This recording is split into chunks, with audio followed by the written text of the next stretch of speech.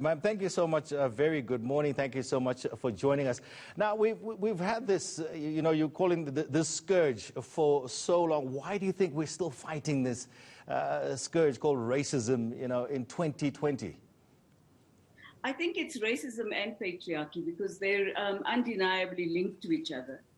And because of historically, patriarchy and racism came in what I call them white flapping sails, ships steered by slaves in gallows. And it has never changed. And it's about power politics as well. Racism is about power against other people. It's about calling names to denigrate and dehumanize. It's about making sure that you consistently and persistently make people less than human. And patriarchy is exactly the same. Women are at the brunt of patriarchy. And in our country, the gender-based violence and femicide is a great shame on all of us because we assumed that by having good policies, by having laws that insist on equality, by having a 50-50 parity as the ANC does in the representation of women, that would remove the embedded patriarchy that is not going to go away unless all women are prepared to stand together and fight it and say, this can only go away if we want it to, and it's got to stop. Now, and of course, we must support the victims of gender-based violence, and the families of the victims of femicide must be supported without any doubt. But the core of this is activism in every home, in every street, in every zone, in every village. Yeah. We've also got to stand up against tribalism and traditions that undermine women, as well as traditions that embed racism.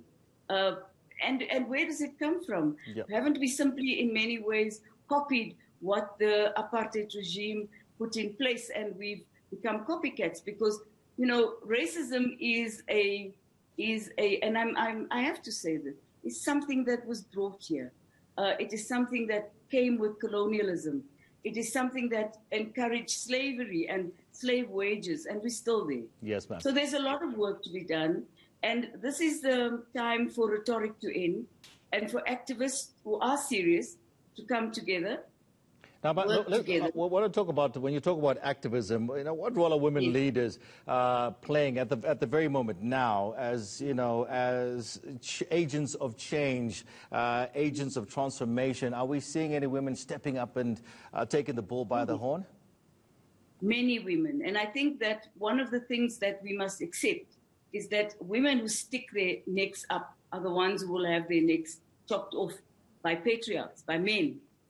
So there are women in this country whose names you will never know, who on a daily basis get up in the morning and fight patriarchy and racism.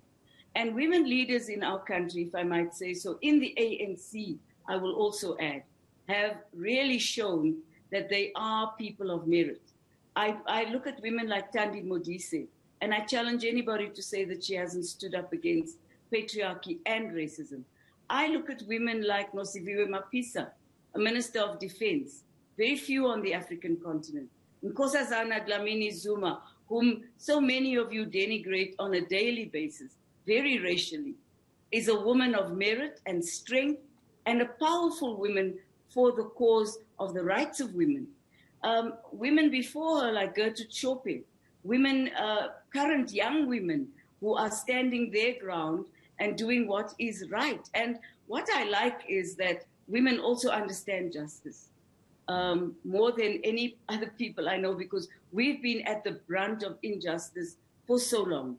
So when a woman practices a just cause or justice in the true sense of social justice, she's going to have her head chopped off by men. Now, so I think on that point, do you feel that a woman is always demanded of a woman to have a determined, a very strong personality, basically have to always outdo the men surrounding her in the same positions that she may hold? Well, you see, I think that assumes that men surrounding women are all strong and intelligent and smart and way above the mark, But in a sense, that is the narrative of the patriarch, that so few women rise to the top because women have to do the job 3 times harder than men do it. That's the liberal concept of feminism. We are saying we are actually not prepared to have to compete with any man because many of us are equal to many men.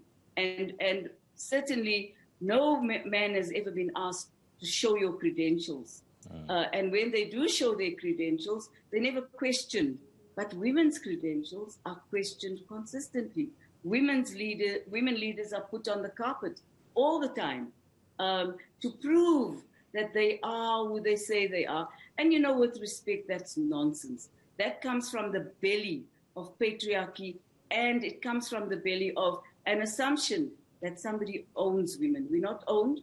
We are our own people in our own right, and we cannot be owned by any other human being as the patriarchs owned slaves and brought them to the shores of this country.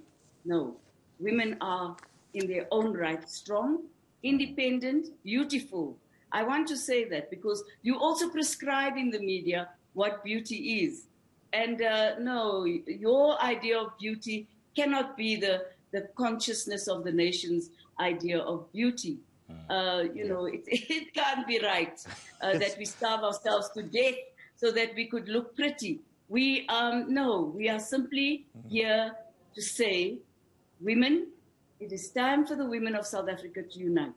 Okay. It is time for us to say that we're going to stand together and we're going to put our foot forward and our fists in the air and say that we are moving forward and down with patriarchy, and we want to end gender-based violence. Femicide must end, and snide remarks and jokes about women must end. Come to an end. Thank you so much. Wise words there coming through from our guest, ANC Deputy Secretary General Jessie Duarte. Thank you so much for joining us this morning.